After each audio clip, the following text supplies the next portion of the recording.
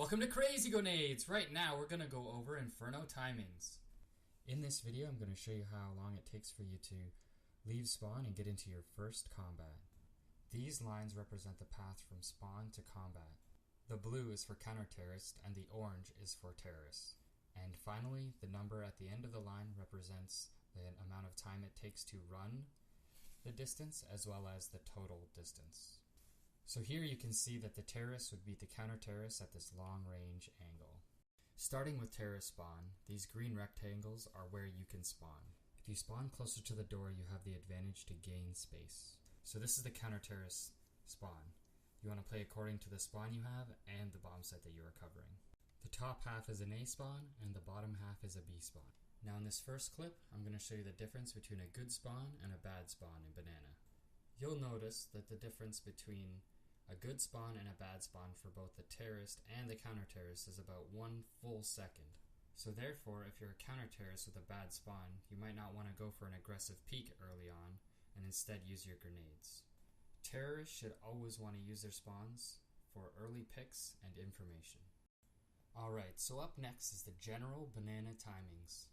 So I'm going to show you the terrorist side first, and that after 9 seconds, you need to be ready for a fight. You will want to throw grenades at upper banana and establish a position at lower banana.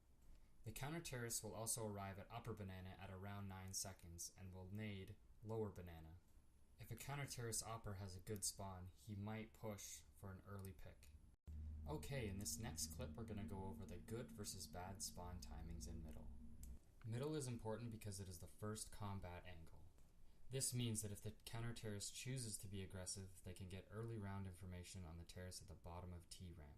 As you can tell though, the terrorist beats the counter-terrorist to this angle, and they could have the advantage if they have a good spawn and the counter-terrorist has a bad spawn. Okay, so in this final clip, we're going to look at general apartments timings. The terrorists have a lot of options to get to the apartment stairs. This first way that I'm going to show you is the longest, but it is also the most safe.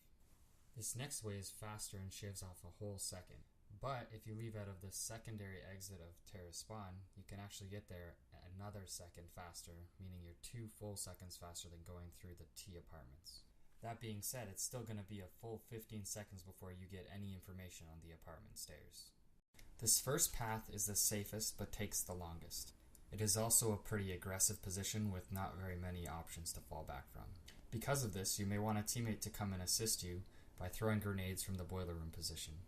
After the boiler room position player has helped you, they can choose to either hold apartments or help set up a crossfire on middle. The last path, which is the fastest, is the most dangerous because you have to jump across middle, risking getting hit by an opper or by grenades.